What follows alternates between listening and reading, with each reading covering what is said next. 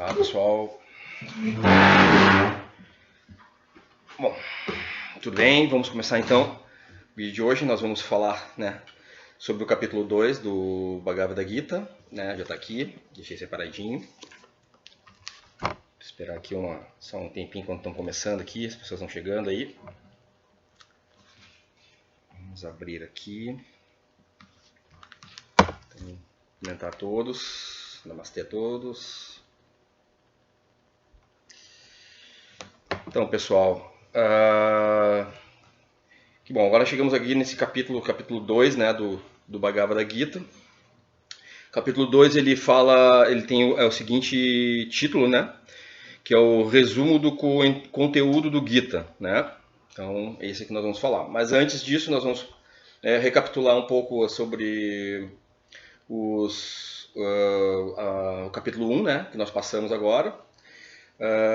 Nós percebemos ali que então, houve neste capítulo 1 os dois lados, Então essa guerra, que é uma guerra que foi uma das maiores guerras que ocorreram, uma batalha, na verdade, que foi a maior batalha que ocorreu na história da humanidade, onde participaram 4 milhões de soldados, Nós tínhamos de um lado ali os filhos de Dhirastara,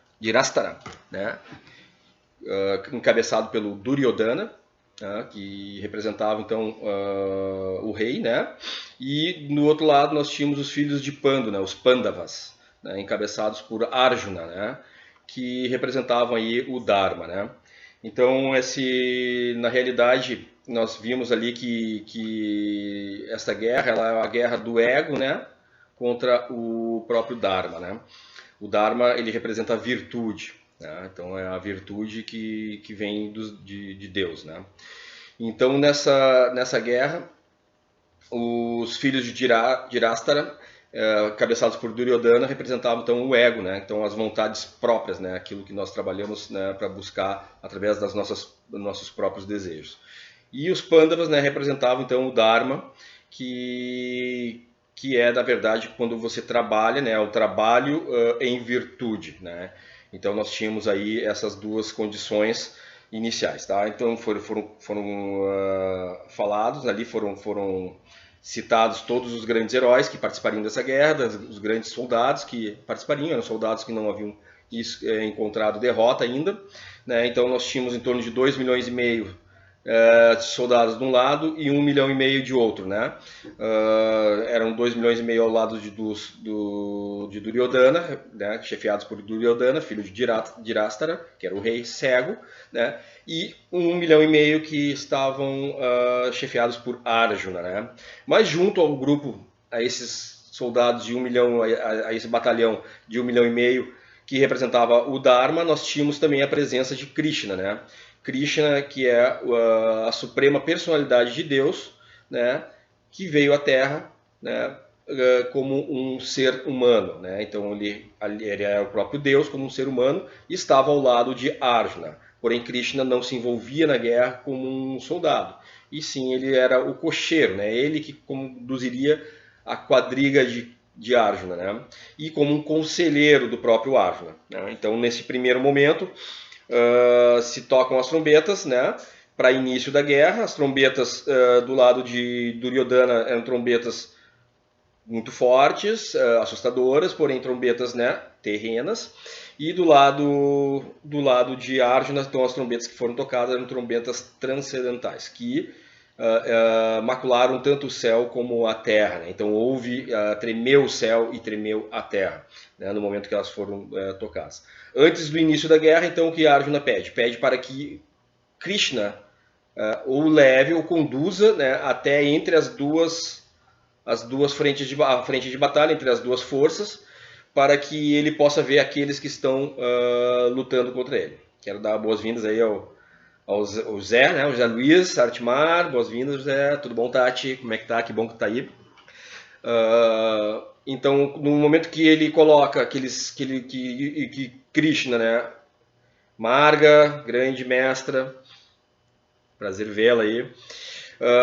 No momento que Krishna coloca Arjuna e a quadriga entre as duas forças, ali ele faz com que o tempo pare. E diz para que Arjuna contemple, e observe.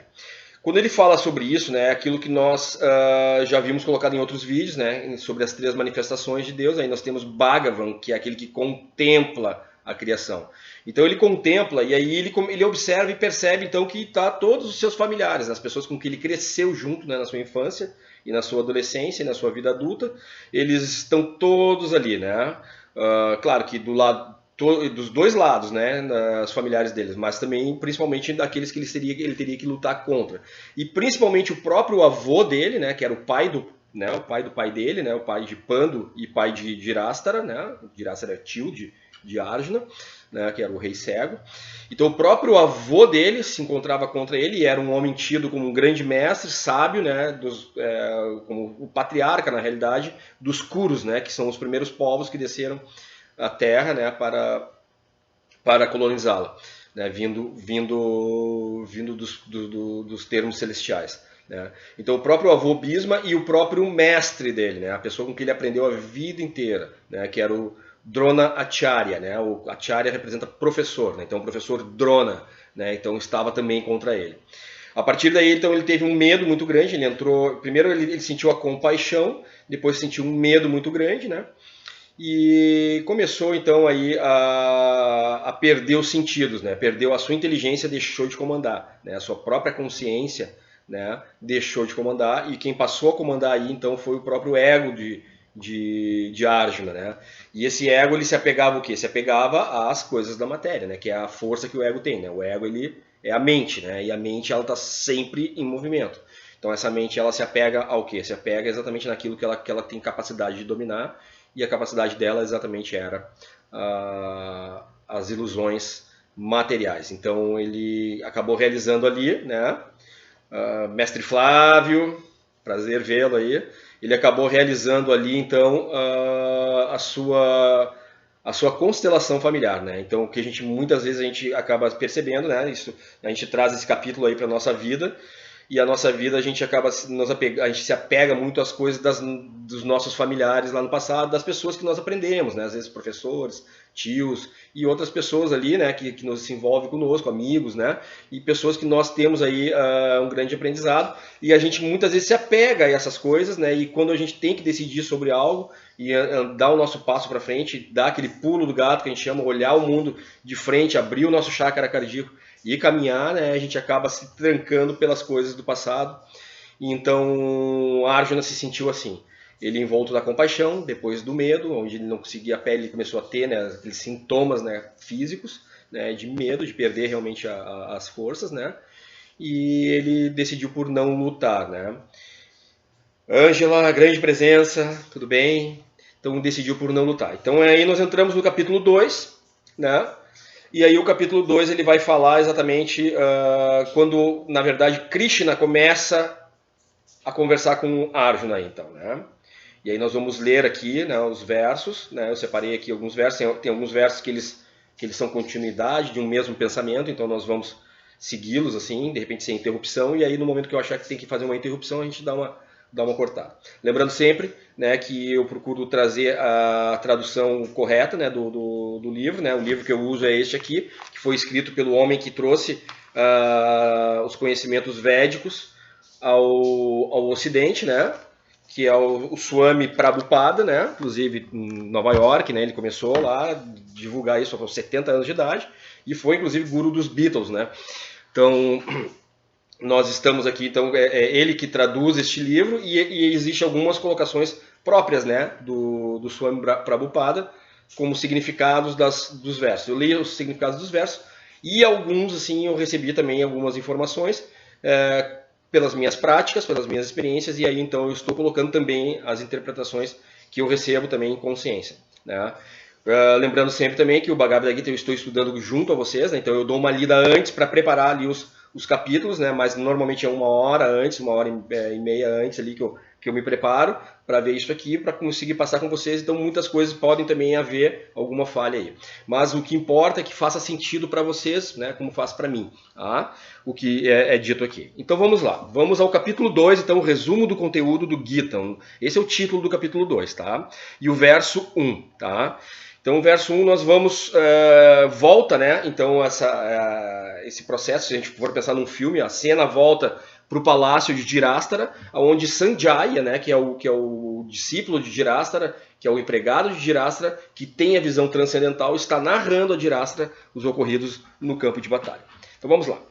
Sanjaya disse, né, vendo Arjuna cheio de compaixão, sua mente deprimida, seus olhos rasos de água, Madhusudana, que significa o matador de Madhu, né? Madhu era um demônio, né? Então Madhusudana, Krishna, na sua infância ainda pequena, ele matou este demônio. Krishna disse as seguintes palavras. Bom, só pegando aqui, a gente volta à questão de Arjuna, tá? Então, Sanjaya, ele passa o quê? Arjuna cheio de compaixão. Então, ele cheio de compaixão, exatamente que referente ao quê? Ao capítulo 1, né? Porque existe um processo aí onde ele tem a primeira compaixão de ver todos os seus familiares contra ele, né? Familiares que ele gostava, amava muito contra ele, então ele sente compaixão. Ele percebe que esses familiares estão contra eles porque viviam numa ignorância, ou seja, não entendiam, né, a questão do Dharma que estava ocorrendo ali. Por exemplo, Dronacharya e Bhisma, eles eram homens de alto grau de virtudes, né? Mas então eles tinham por uma ética pessoal, sim, e normal, de seguir o quê? Seguir ao rei. E o rei nesse momento era Dhiráshtara. Dhiráshtara era o rei cego, então o irmão de Pandu. Então Pandu lhe passou o reinado. E Dhiráshtara fez do seu próprio filho Duryodhana rei, quando ele deveria, né, tendo os filhos de Pandu, do seu próprio irmão, como cuidador, né, ele cuidando desses filhos, ele deveria ter passado para Yudhishthira, que seria o filho primogênito deles, e filho Brahmane, né, como a gente viu nas aprendizados dos Varnas, né, que existem os Brahmanes, os Kshatriyas, os Sudras, né, os Vaishyas e os Sudras, né. Então essas quatro que são chamadas aqui no ocidente de caças, porém a gente já viu que também está errado esse termo, tá?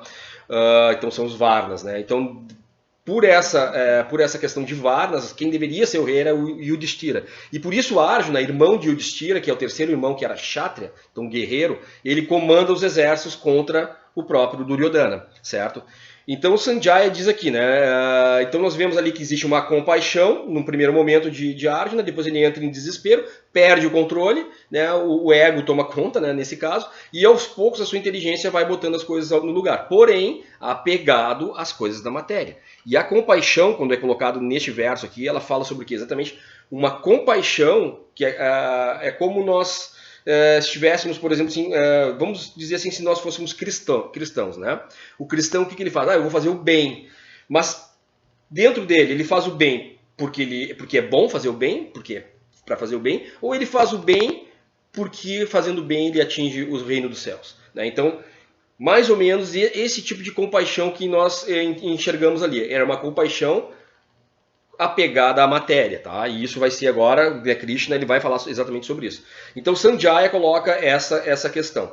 Então muito importante quando a gente fala sobre isso, nesse verso, assim, um ensinamento que nós temos para a nossa vida é a gente ter uma integridade de valores conosco, tá? E nós vamos ver, né? Krishna vai falar isso aí mais adiante ali, nós vamos ver sobre isso. Mas uma integridade de valores, onde a gente não confunda, né, o que é a matéria, o que é o apego material, com aquilo que é o apego nosso, que é a verdade, né? A consciência pura, a nossa própria consciência quando ela vem afora. E ela domina o ego, né? Nossa, saludar aí a Neca, tudo bem, Neca? Seja bem-vinda. Bom, vamos lá então. Verso 2. Tá?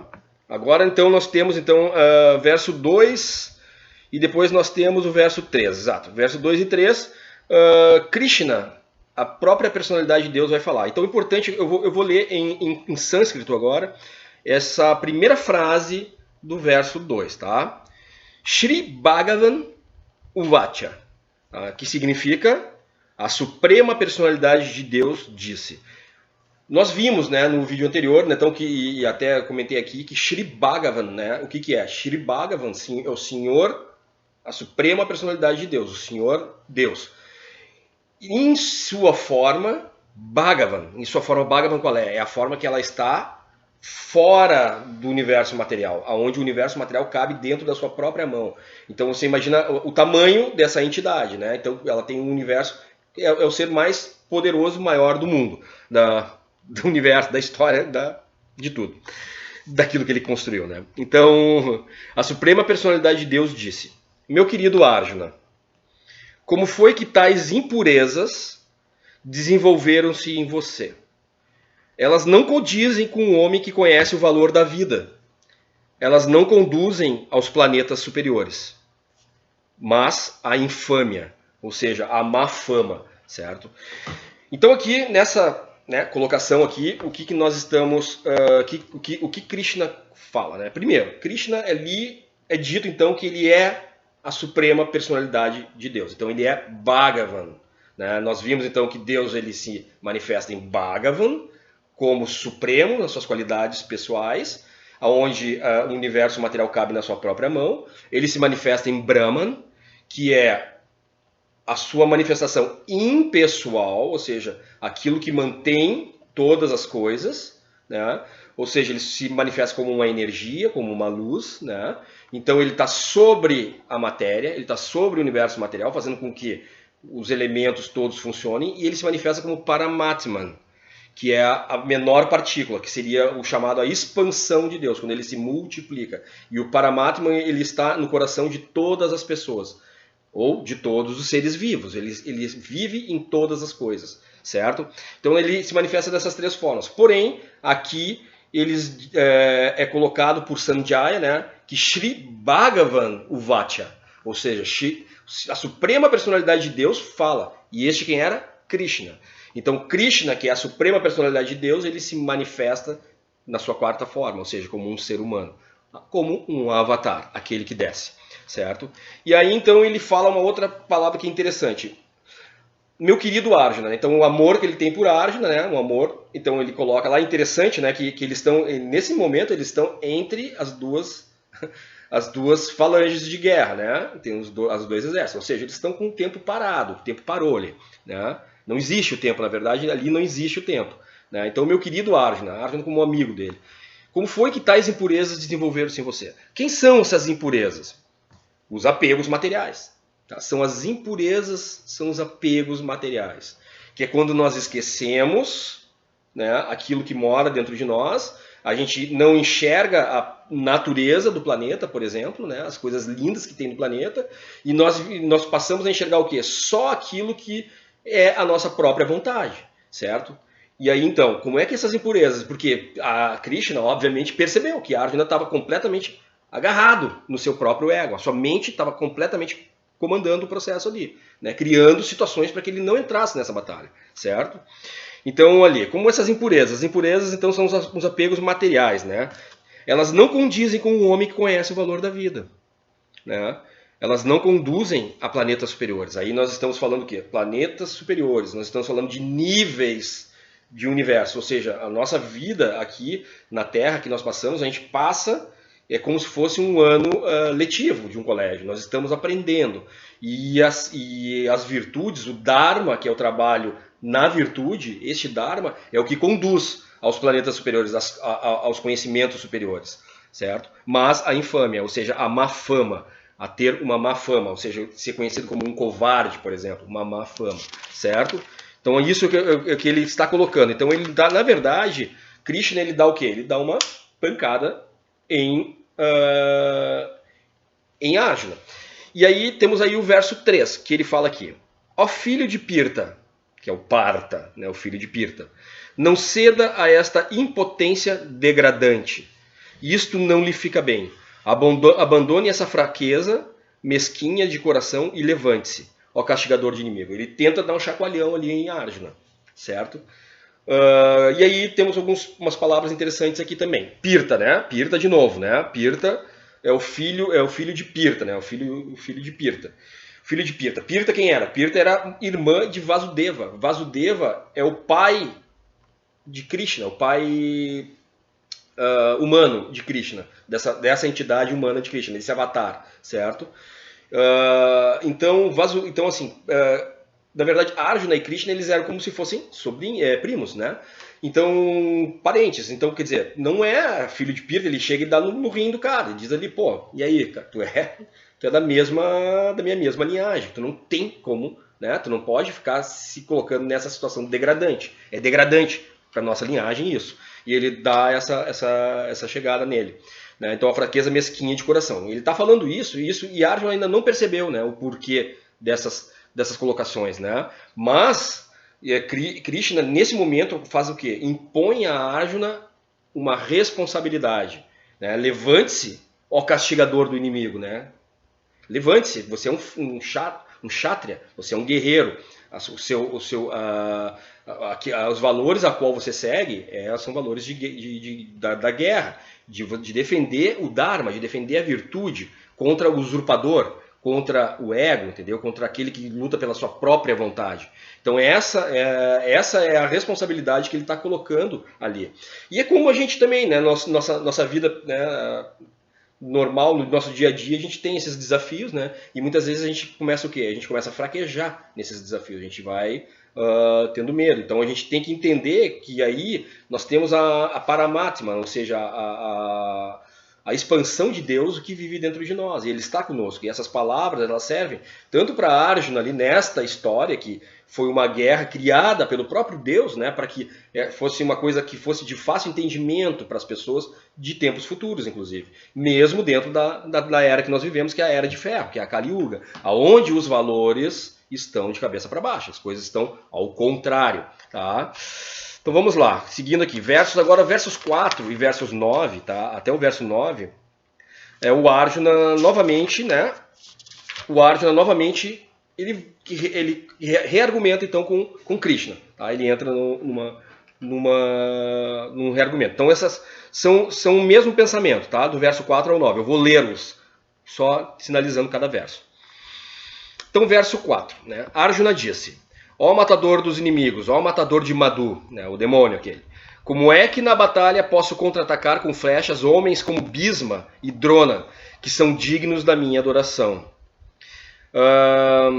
Os superiores respeitáveis, tais como Bhisma, o avô, né, e Dronacharya, o mestre, né, são sempre dignos de adoração, mesmo que ataquem, mesmo que eles sejam contra você. Tá? Então eles são, a princípio, homens mais poderosos, assim, de mais hierarquia, né, digamos assim, tá? Dentro daquele que segue, porque nós temos que entender assim, que Arjuna, ele segue os preceitos do Dharma, das virtudes, tá? Ele é um homem íntegro. Tá?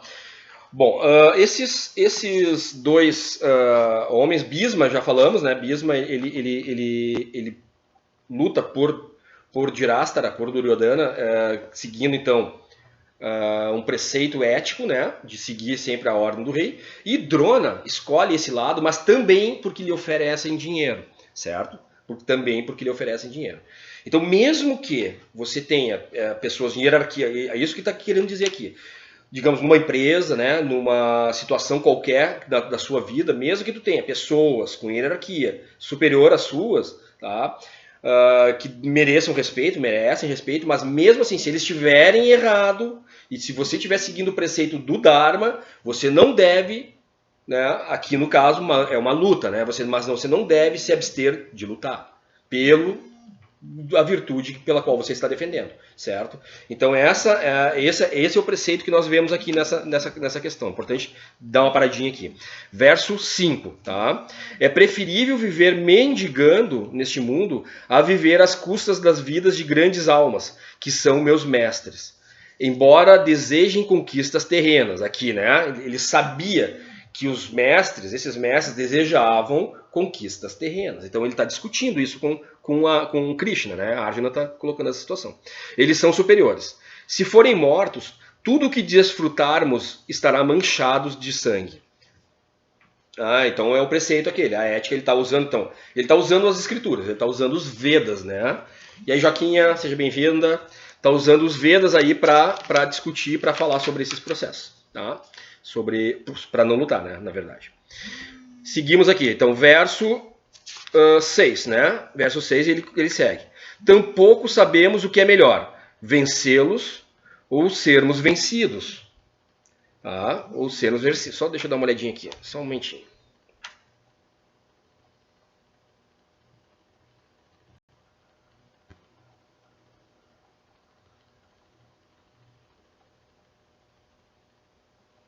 Aqui. Pessoal, aqui caiu aqui um pouco caiu a me ligaram, né, agora, então caiu ali o vídeo, né? Então eu estou recomeçando aqui, deixa eu só ver se está gravando, está ao vivo. Tá ao vivo. Eu não sei agora onde parei aqui, eu acho que... Deixa eu dar uma olhadinha aqui. Tu pode fazer um favor para mim, falar com a Rony, diz que eu estou fazendo vídeo. Eu vou falar aqui de novo, aqui, então nós estamos... É preferível, né, vou ler de novo verso 5, né? Então aqui... de qualquer forma, né, o vídeo foi interrompido, aqueles que estão vendo aqui, né, de qualquer forma, no YouTube eu tenho ele completo sem interrupção, tá? Depois, se quiserem ver, né, a gente pode estar falando lá. É preferível viver mendigando neste mundo, né, verso 5, é preferível viver mendigando neste mundo a viver às custas das vidas de grandes almas que são meus mestres. E embora desejem conquistas terrenas, eles são superiores. Se forem mortos, tudo que desfrutarmos estará manchado de sangue. Tu mandou lá para ela? Estará manchado de sangue, tá? Aqui ele fala, então, mendigando, né, que daí seria, então, um kshatriya, quando ele se recusa a lutar, ele entra numa infâmia, ou seja, ele passa a ser considerado um covarde, né? Nesse momento, assim, então, ele só pode viver mendigando, né? E aqui ele fala também que, embora eles desejem conquistas terrenas, né, os próprios Bhisma, né, e Drona acabaram desejando conquistas terrenas, né, ou seja, eles aceitaram dinheiro, né, e aceitaram terras, compraram ele, foram comprados também, além dos seus próprios das questões morais também. E como eles estavam aí com as costas, né, defendidas pelo próprio rei, né, então eles estavam num contexto de ética também, porque eles seguiam, né, a moral e a virtude, ok? Mas de qualquer forma, ainda assim, ele está ali argumentando para não lutar, né? Então, verso 6 agora, verso 6, sabemos o que é melhor. Tão pouco sabemos o que é melhor, vencê-los ou sermos vencidos por eles. Se matássemos os filhos de Dhirastara, não nos importaríamos em viver. Contudo, eles agora estão diante de nós num campo de batalha, ou seja, vão ter que lutar, tá? Nós vamos ter que lutar. Isso que está colocando aqui, né? Eles estão no campo de batalha, né? Então eles estão ali me ameaçando, né? Embora eles estejam aqui, né? Agora estou confuso quanto ao meu dever e perdi toda a compostura devido à reles fraqueza. Então ele está admitindo. Agora nós entramos num processo onde Arjuna ele começa a admitir uma humildade. Ele se diz assim: estou confuso, né? Eu não sei o que fazer, na verdade. Por quê? Porque ele mesmo estava colocando ali: os homens eles são superiores, eles têm hierarquias superiores. Eles seguem a virtude. Eles são homens fortes que seguem a virtude. Então são pessoas, né? A gente muitas vezes pode ser um chefe ou uma pessoa que esteja numa hierarquia superior à nossa, né? Às vezes um pai, às vezes um avô, que nós temos que discutir alguma determinada situação, mas nós temos que saber se nós temos a integridade, nós estamos com o direito, né, de discutir sobre isso, apesar de sejam pessoas mais velhas ou pessoas hierarquicamente superiores a nós, certo?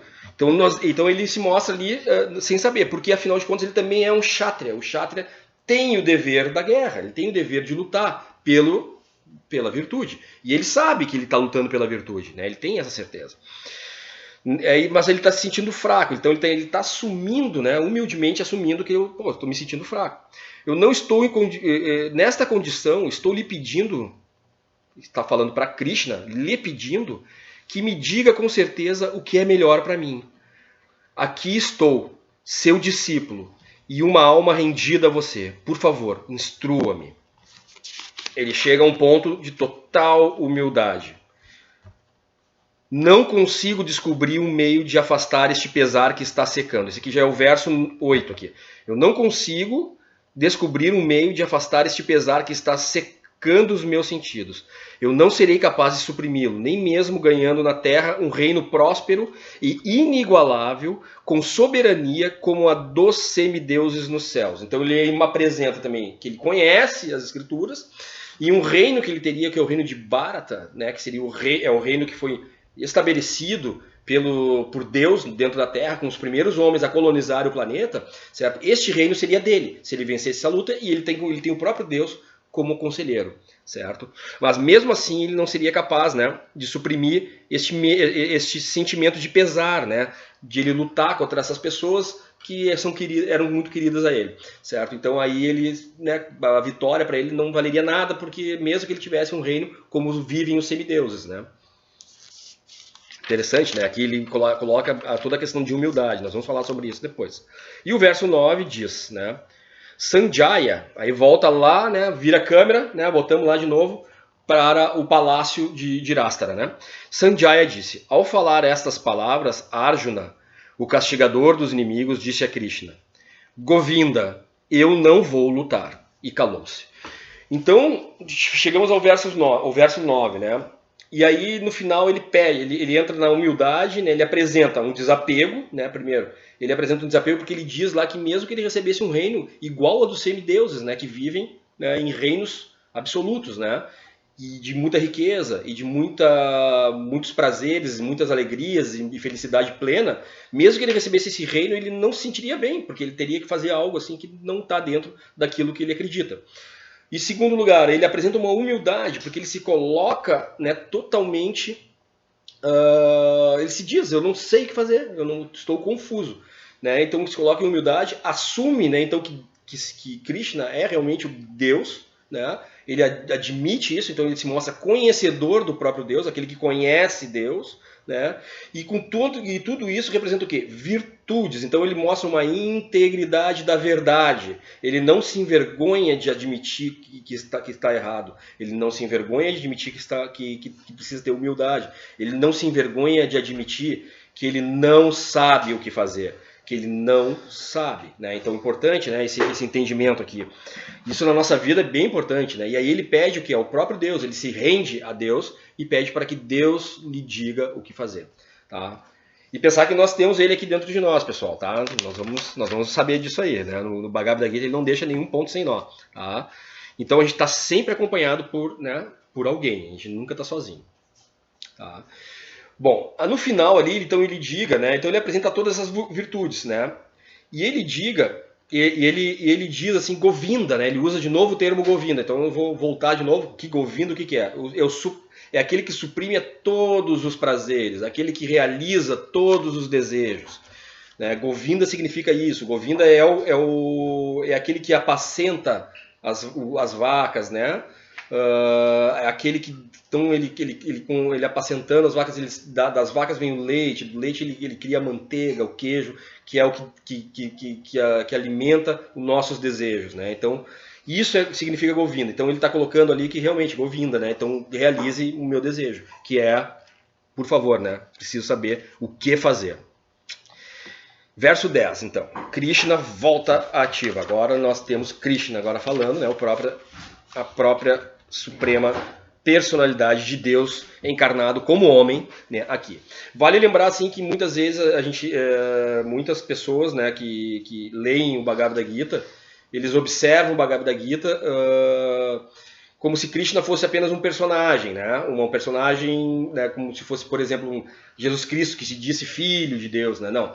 Krishna, na verdade, ele é a própria personalidade de Deus, né, encarnado como homem, ou seja, ele é um avatar, é aquele que desce a Terra, né? O avatar significa aquele que desce. Então é o Deus que desce.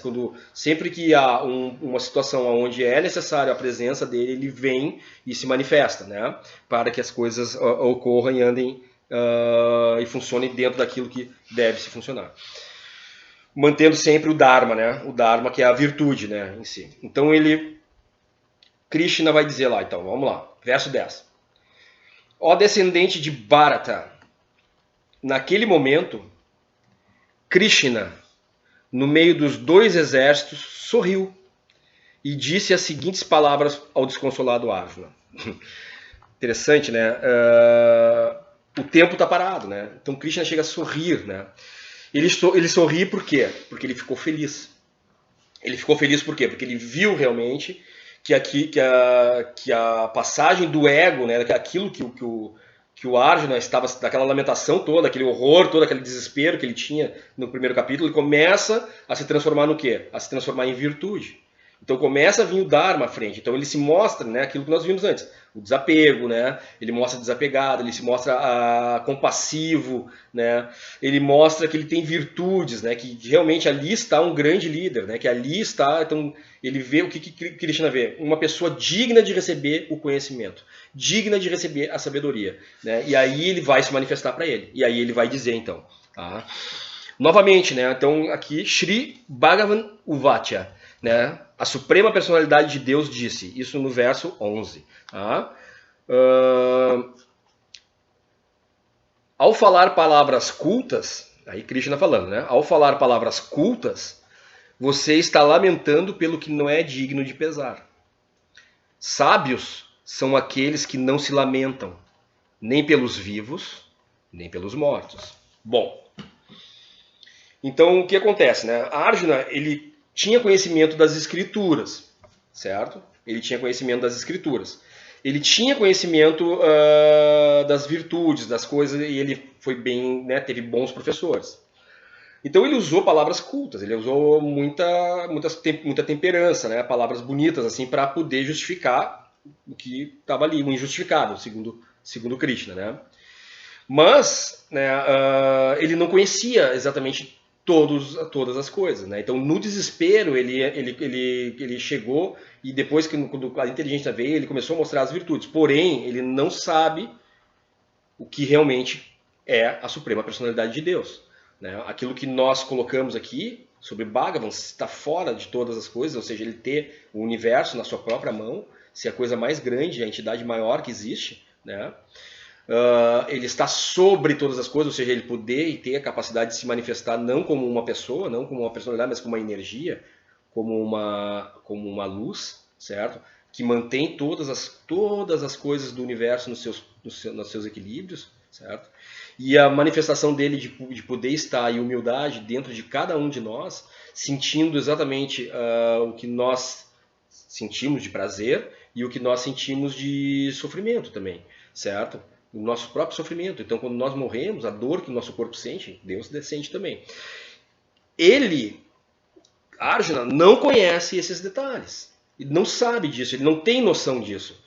Então, por isso que ele diz, sábios são aqueles que não se lamentam, nem pelos vivos, nem pelos mortos.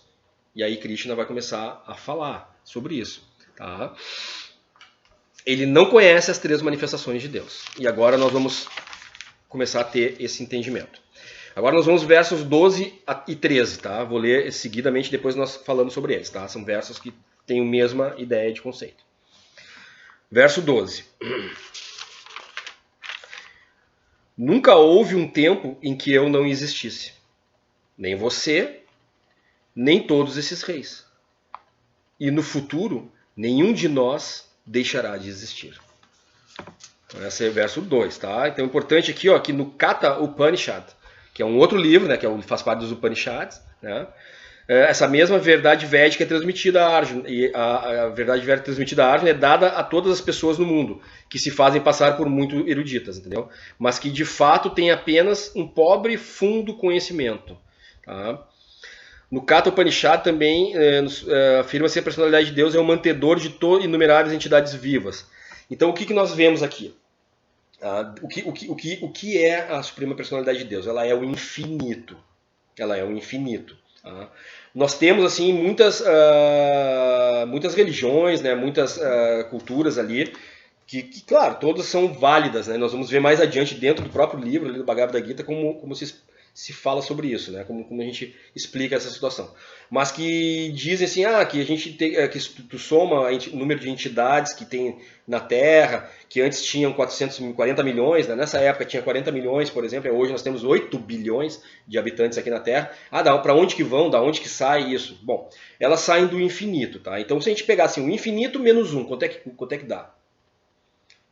Infinito menos 1 é infinito. Infinito menos 2 é infinito. Infinito menos 8 bilhões é infinito. Então, exatamente o que Krishna está dizendo aqui, certo? Nunca houve tempo em que eu não existisse. Nem você, nem todos esses reis. E nenhum de nós deixará de existir. O que ele está dizendo? Ele está dizendo que todos saíram de mim, certo? Então, se nunca houve um tempo que eu não existi, certo? Todos vocês existiam dentro de mim. E a partir daí, saíram. Então, passaram a viver suas almas individuais. Então, vocês nunca deixaram de existir, sempre existiram. Tá? E vão continuar existindo, mesmo que morram. É isso que ele está dizendo. E aí ele diz aqui, verso 13.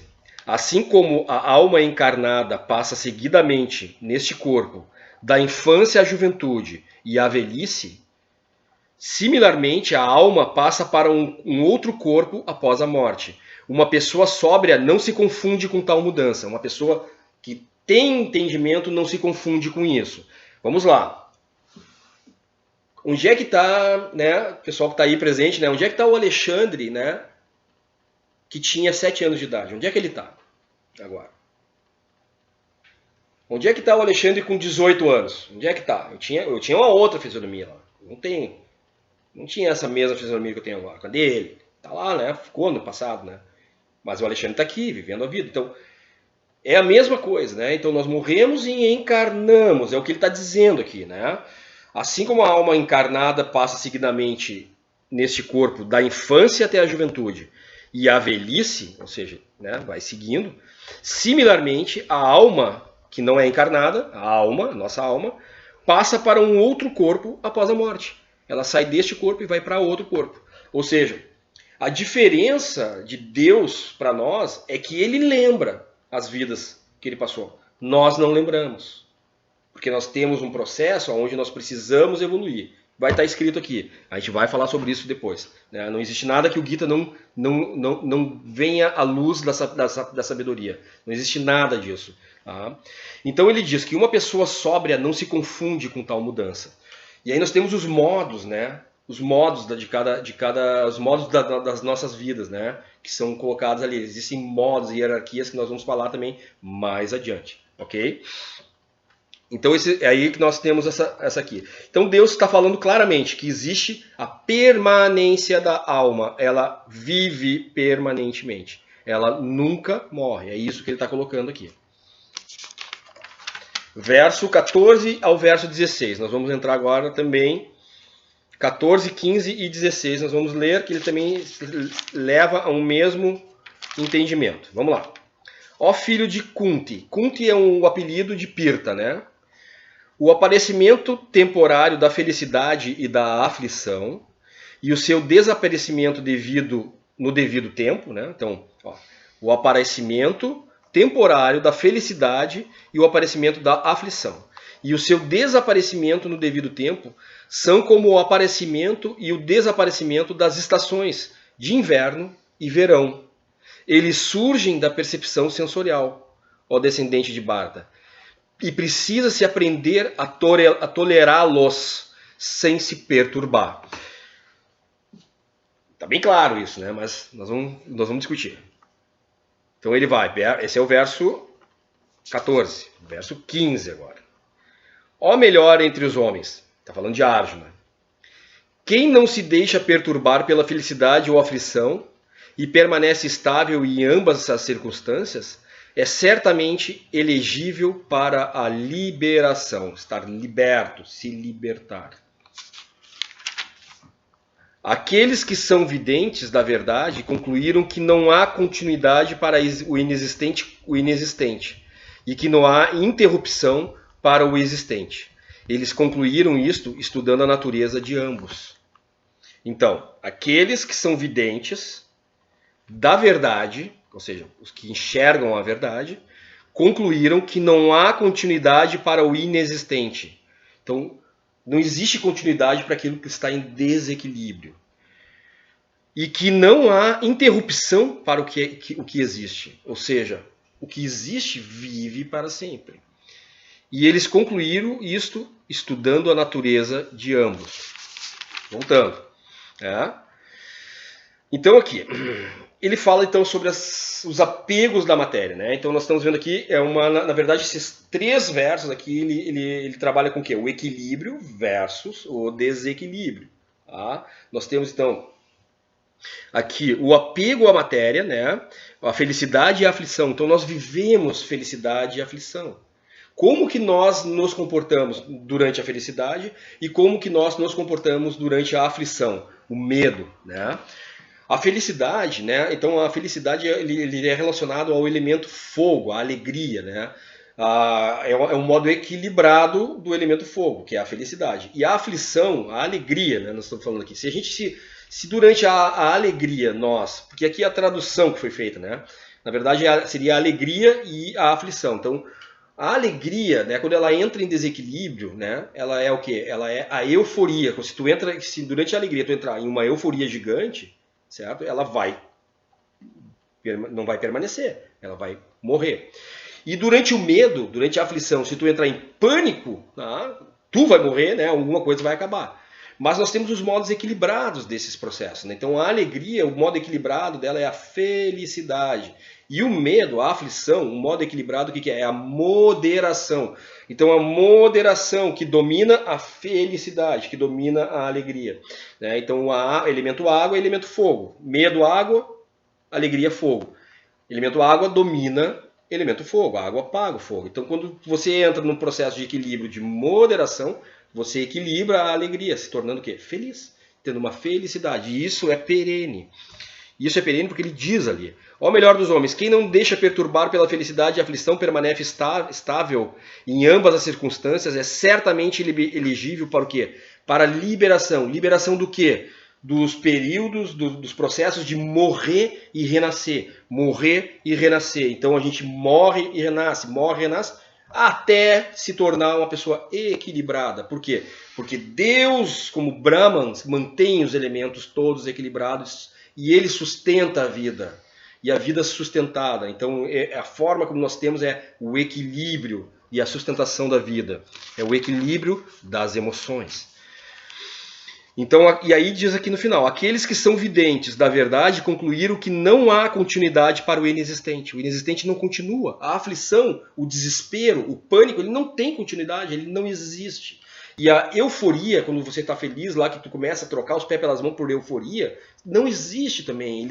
Ele é um desequilíbrio. Então, o que é inexistente? O desequilíbrio é inexistente perante Deus. Porque Deus é perfeito e tudo está em equilíbrio. E ele se manifesta uma forma onde ele contempla e enxerga tudo de fora, como nós deveríamos contemplar a nossa vida de fora e enxergar ela. Ele mantém as coisas em equilíbrio, né, mantendo tudo, a vida sempre existindo, sempre todos os elementos estão em equilíbrio, como nós deveríamos fazer com o nosso corpo e as nossas emoções, mantermos e agirmos de forma a deixarmos elas equilibradas e o nosso corpo saudável. E ele ainda vive dentro de cada coisa, certo? Para sentir o prazer e o sofrimento de cada coisa. E assim como nós temos que entender esse processo e nos voltar para ele que está dentro de nós, a nossa introspecção, e deixar aflorar aquilo que nós temos dentro de nós, a vida que nós temos dentro de nós. E isso, quando aflora, é perfeito. É a perfeição, certo? É isso que ele está dizendo aqui. Por quê? Porque não há interrupção para aquilo que existe. Tá? E eles concluíram, quem concluiu? Os videntes da verdade, aqueles que enxergaram a verdade, que enxergaram a sabedoria total. Eles concluíram isso estudando a natureza do quê? De ambos, ou seja, experienciando, é o que nós fazemos, nós experienciamos aquilo que não existe e experienciamos aquilo que existe. Quem é pai, quem é mãe, quando teve o primeiro filho, assim, sabe disso, essa alegria maravilhosa, né, que existia, né, que é uma felicidade plena de você ser pai, ser mãe, certo? Então isso é pleno, isso aí, sempre que tu lembrar disso, você vai saber, tá lá, aquela alegria existe, ela vai sempre existir, você vai chorar de feliz, você vai relembrar a alegria, certo? Então isso é que nós estamos falando, então são essas experiências, o que nós temos que ver? Tal como o Bhagavan, tal como Deus que está fora, olhando a sua criação, o seu universo, nós temos que olhar a nossa criação, a nossa vida. E ali nós analisarmos e avaliarmos ela sem mentiras, com integridade, com humildade. Quando se sentir confuso, ora a Deus e pede que Ele vai te responder. Se tu tiver verdade dentro do teu coração, certo? Porque para ti, tu não pode mentir. É impossível mentir para si próprio. E Deus vive dentro de nós, ou seja, é impossível mentir para Ele, certo? Então, essa é aquilo que nós temos que ter, por isso, integridade. Por isso, sempre falar a verdade. Porque se nós falamos a verdade para os outros, a gente cria um hábito. E este hábito, ele é um hábito de dharma, ou seja, virtude. E então, nós falamos a verdade para nós mesmos. Sempre. Se para os outros a gente pode mentir, a gente fala a verdade. A gente evita de mentir. Significa que para nós mesmos nós nunca vamos mentir, certo? E o que ocorre nessa vida é que o nosso ego faz, que a nossa mente, o nosso ego faz com que tentamos mentir para nós mesmos. Tá, pessoal? Então, mais esse entendimento aí. Vejam que esse livro ele é perfeito. Tá tudo escrito aqui. Tá tudo dito. Tá? Então, nós vamos agora aos versos 17 ao 25. Então, ele passa agora por um outro... Ele entra no mesmo assunto, ele vai entrar num outro entendimento. Tá? Saiba que aquilo que penetra o corpo inteiro é indestrutível. Ninguém é capaz de destruir a alma imperecível. Ninguém é capaz. Não existe ninguém capaz de destruir a alma. Por isso que é dito, né? Nós não temos poder sobre outra pessoa, assim como o outro não tem poder sobre nós. A não ser que nós permitamos isso. Ou que o outro permita. Ok? Nosso dia a dia, né? Verso 17, então nós falamos, né? Agora verso 18. O corpo material da entidade viva, indestrutível, imensurável e eterna, de certo chegará ao fim. Portanto, lute, ó descendente de Bharata. Então ele está dizendo ali que o corpo material da entidade viva, né? Então aquele corpo onde habita a alma, a entidade viva, ele de certo vai morrer. Em algum momento ele se destrói, certo? Então não precisa, portanto não há medo, não precisa ter medo para isso, ok? Aquele que pensa que a entidade viva seja o matador e aquele que pensa que ela é morta não está em conhecimento, pois o ser não mata e nem é morto, certo? Então aquilo que vive não mata e nem morre. O que morre é o nosso ego que morre, é a nossa mente que morre. Então aqui, né, quando ele fala, a entidade viva, indestrutível, imensurável, é o que? É o nosso ser interno. Enquanto nós vivermos apegado às coisas materiais, nós vamos continuar morrendo. Na hora que tu tirar para fora o teu ser eterno, tu nunca mais vai morrer. Na hora que tu conseguir, ele é perfeito, ele trouxer para fora e tu matar o teu ego, tu tem que matar o teu ego para isso, certo? Ou seja, desapegar, libertar o teu corpo de todas as amarras, praticar, trabalhar o teu corpo fisicamente, a tua mente íntegra, né? Trabalhar que a tua inteligência domina a tua mente, a inteligência domina a mente, a inteligência domina o ego. Tá? Verso 20. Para a alma, em tempo algum existe nascimento ou morte. Ela não passou a existir, ela não passa a existir e nem passará a existir. Ela é não nascida, eterna, sempre existente, primordial. Ela não morre quando o corpo morre. Então, mesmo que o teu corpo morra, a alma não morre, porque ela vem de Deus, ela não nasceu, ela foi colocada, ela foi criada, ela saiu dele, certo? O que nasce é o corpo, a alma não nasce. É isso que ele está dizendo aqui. Ó Parta, né? Ó filho de Pirta, como pode uma pessoa que sabe que a alma é indestrutível, eterna, não nascida, imutável, matar alguém? Ou fazer com que alguém mate? Assim como alguém veste roupas novas, abandonando as antigas, a alma aceita novos corpos materiais, abandonando os velhos e inúteis.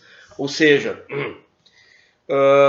quando a gente acaba se apegando demais às coisas materiais, a gente acaba pensando só em coisas materiais, o que acontece? O nosso corpo, a nossa roupa fica inútil. Né? E se ela está inútil, o que acontece? Tem que ser trocada. Então, para muitas pessoas, para muitas vezes, a morte ela é uma dádiva, porque ali tu tem uma oportunidade de começar tudo de novo, de reaprender esse processo. E aí precisa ter um entendimento, um conhecimento. Por isso que muitas vezes a alma ela reencarna em seres em situações inferiores, ela encarna em animais, certo? Existe todo esse processo.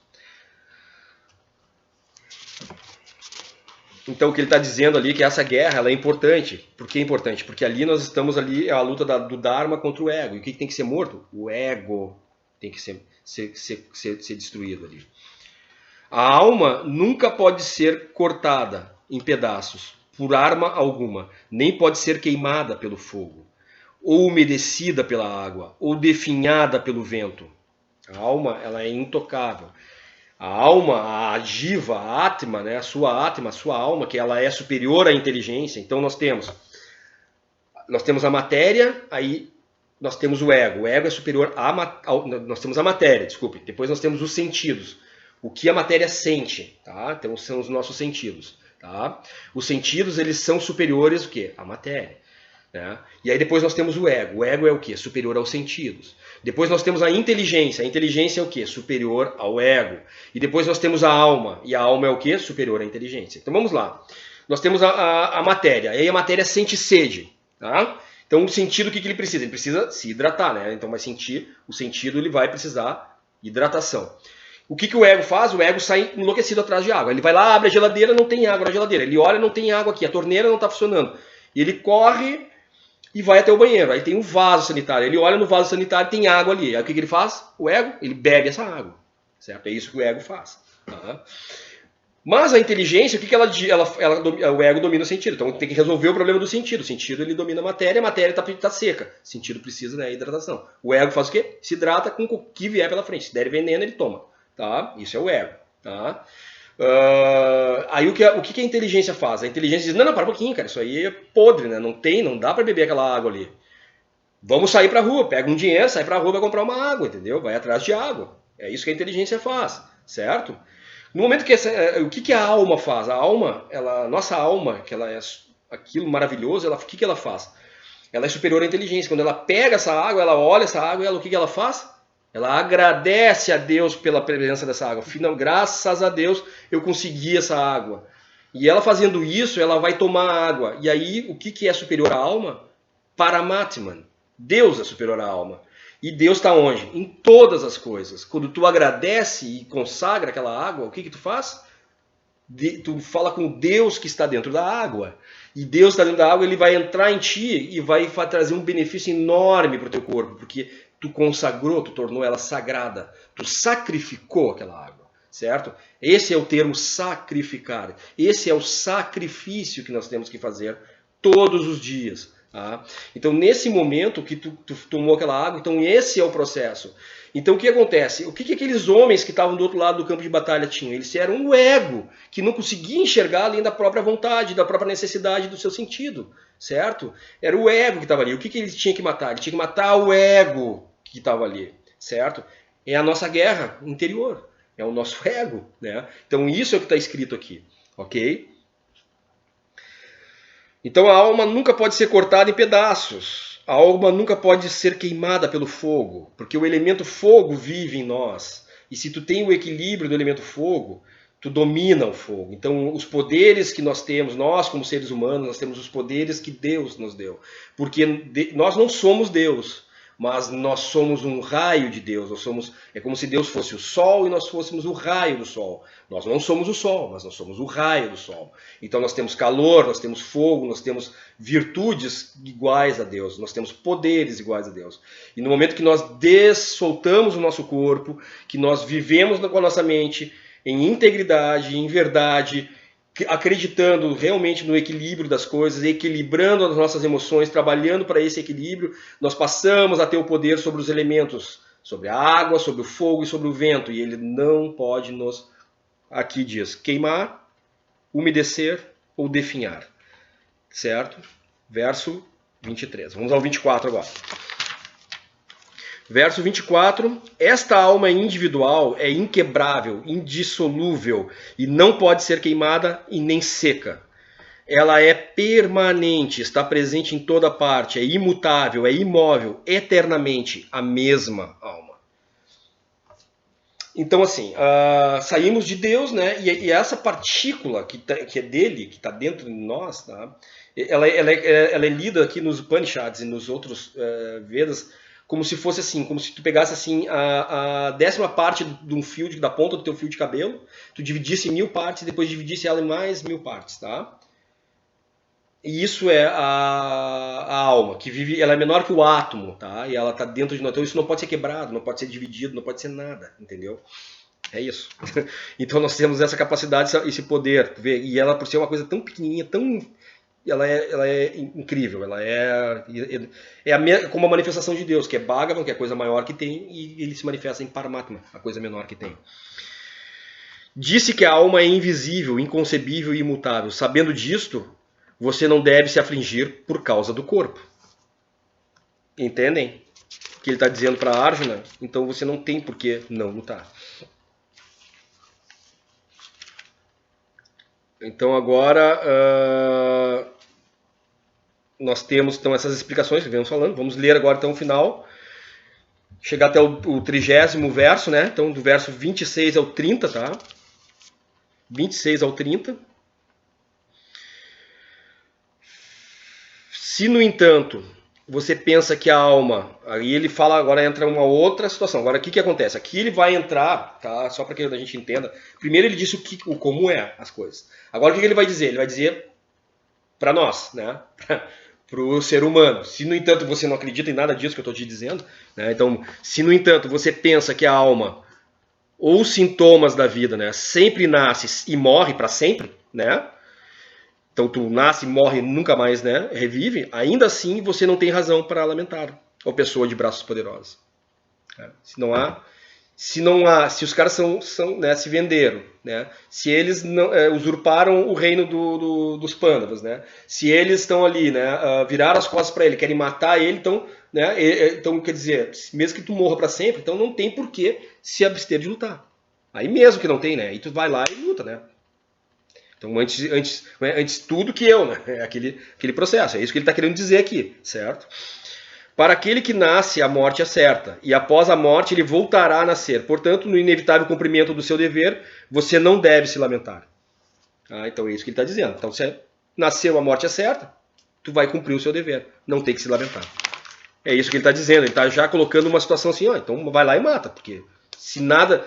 Então ele está dizendo exatamente isso, né? Se tu acredita que existe uma vida só, né? Então tu não tem por que se lamentar. Se tu... Ô Janete, tudo bem? Quanto tempo?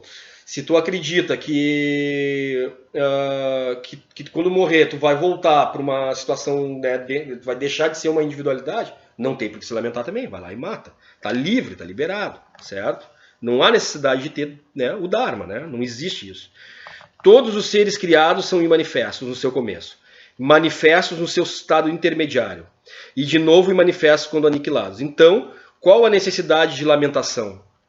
Se eles se manifestam, se nós não nos manifestamos, não temos nenhuma manifestação, e a gente se manifesta por um momento, depois nós nos tornamos sem manifestação nenhuma, não tem por que se lamentar. Vai deixar de existir, mais cedo ou mais tarde. Que seja agora. É isso que ele está dizendo. Alguns consideram a alma como surpreendente, outros descrevem-na como surpreendente. Então, uns consideram surpreendente, outros descrevem ela como surpreendente. Alguns ouvem dizer que ela é surpreendente, alguns ouvem. Então, está dizendo, alguns acham, outros descrevem e outros ouvem. Enquanto outros, mesmo após ouvir sobre ela, não podem absolutamente compreendê-la. Exatamente aquele que está apegado à matéria. Aquele que olha Krishna, aquele que lê o Bhagavad Gita, e como ali nós temos um personagem, olha Krishna e enxerga ele como um personagem. E não como a suprema personalidade de Deus, que está dentro de ti, que está dentro de mim, está dentro de todas as coisas. Não como uma energia e uma força que mantém todo esse universo funcionando, certo?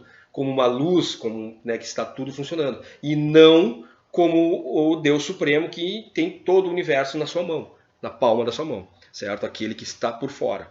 Tá? Então aí este não consegue compreender a alma. Nunca vai conseguir compreender a alma.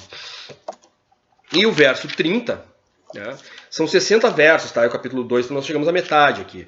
Eu já estou com 1h13, houve aquele corte, né, no vídeo, né, infelizmente. Eu vou, de qualquer forma, disponibilizar o vídeo que eu estou gravando no YouTube, ele não está sem o corte, daí se alguém, né, não pegou ali, se ficou alguma dúvida, alguma situação, quiser rever, é tranquilo. Então chegamos ao verso 30, tá? Depois, aí depois muda, né, o tom da conversa, e ele chega e ele dá lá, né, aquela colocação. Ó descendente de Bharata, aquele que mora no corpo nunca pode ser morto. Portanto, você não precisa afligir-se por nenhum ser vivo. Tá? Então, ele vendo aquilo, né, essa situação, a mesma coisa serve para o nosso dia a dia. né? Então, nós temos que entender, né, que nós temos muitas pessoas, principalmente agora, assim, que estão me vendo, nesse tempo, nesse período agora que nós estamos aí, né, em quarentena, a gente às vezes acaba se sentindo sozinho. Desculpa eu não responder para muitas pessoas que acenaram ali, mas o meu celular ele fica virado ao contrário, ele fica virado normal, ele não fica no selfie, porque rachou a minha câmera. Eu vi que tem gente nova aí chegando, rachou a minha câmera de selfie, então não apareço, né? Eu vejo que entram aqui porque eu botei meu computador ali, mas não consigo ver perguntas, tá? Se tiverem qualquer tipo de pergunta, podem colocar no mural aí, podem me mandar também, quem tem o meu contato pessoal, né? Pode me mandar aí qualquer tipo de dúvida que tenha, eu respondo, tá? Tranquilamente, posso responder no próximo vídeo para todos daí, né? Que se tiverem alguma situação dessa, tá? Mas então, a gente tem, voltando aqui ao processo do Gita, né? A gente se sente muitas vezes sozinhos, né? Mas nós não estamos sozinhos, né? Nós não estamos, né? Nós estamos sempre primeiro, sustentado pela nossa mãe terra. Tá? Esse é um sentimento aí, estou passando agora a minha própria entendimento, né? Sustentado pela mãe terra, né? Ela está sempre nos sustentando, tá? Nos apoiando. Oferecendo, né, todos os frutos, né, para que nós possamos nos alimentar, ou seja, ela nos abraça, né, e nós temos dentro do nosso coração, né, o próprio Deus, né, que nos trouxe à Terra, certo? E dentro do nosso coração existe a nossa alma também, tá? Nossa alma está lá. E essa alma, como ela está pertinho de Deus, ela é o mais perfeito que nós podemos ser, é ela. Então o que nós temos que fazer? Nós temos que matar o nosso ego, nós temos que enfrentá-lo, apesar de nós ter... É aquela história da constelação familiar, nós temos que olhar e ver o que as crenças que nós aprendemos na nossa infância, que as influências que nós tivemos das pessoas que estavam à nossa volta, que os aprendizados que nós tivemos de nossos professores, que muita coisa são boas, são boas, nós temos que trazer, mas nós temos que saber aquilo que está limitando a nossa vida. Muitas vezes a gente busca assim, você tem que trazer a sua criança interior. E realmente, nós temos que trazer a nossa criança interior, mas nós não podemos nunca esquecer que nós somos adultos agora. E como adultos, nós temos a capacidade de olhar contemplar, né, na verdade, a nossa vida desde o início e olhar ela com responsabilidade, enxergar ela sem nenhum tipo de apego, certo? Por coisas. Eu fiz isso, mas eu estava certo a fazer aquilo. Não, entendeu? Nós temos que buscar o desapego às coisas que nós fizemos. Nós temos que saber também que isso passou, que é tempo que passou, e que nós éramos ignorantes, nós não conhecíamos isso. Então nós temos, e todo ignorante ele tem o preceito do perdão. Então nós temos que perdoar isso. Mas a partir de você ter o conhecimento, você passa a ter essa responsabilidade. E o que é muito bom, porque você consegue também projetar, aí sim, focar nas coisas boas que tu realizou, focar nos desafios que você venceu, né, nas coisas maravilhosas que surgiram dos seus filhos, né, e etc. E botar e olhar e enxergar no futuro, certo? O teu caminho. Certo? E saber que você tem capacidade de vencer desafios, você tem capacidade de ser feliz. E ser feliz. E aceitar, né, principalmente aqui, aceitar o amor que está aqui dentro, né, que é o amor divino, tá? Trazer para fora essa alma, receber o amor dos outros, das pessoas que estão aí, né? Meu próprio amor, eu estou compartilhando de bom grado esses conhecimentos com vocês. Então, assim, sintam-se amados, né? Eu estou partilhando isso com todo o amor que eu posso oferecer para vocês, certo? E a pessoa receber esse amor, né? Porque aí tem a capacidade e se sentir merecedor de receber esse amor, de receber isso dentro de si. Só assim que você vai conseguir amar outra pessoa. Só assim que você vai conseguir amar a sua vida, entendeu? É isso que ele está dizendo aqui. É enfrentar, né? A gente tem integridade, saber que nós estamos lutando a luta justa. Se você não estiver lutando a luta justa, esquece essa luta, procura uma nova, vai buscar uma nova luta justa, não tenha vergonha, entendeu? Não tenha vergonha. E lute a virtude, e busque a virtude, porque ela está dentro de ti. Todos nós temos ela. Tá? É só a gente buscar. Então fica aqui esse entendimento. O mais breve possível que eu puder, eu gostaria de fazer um novo vídeo, né? Então, da segunda parte do capítulo 2, né? Porque é 60 versos, então nós falaremos aí os próximos 30, né? Nós vimos 30 agora. Quero agradecer a presença de todos, né? Muito obrigado. E um beijão aí para todos aí de coração. Tá? Nos vemos aí na próxima. Obrigado.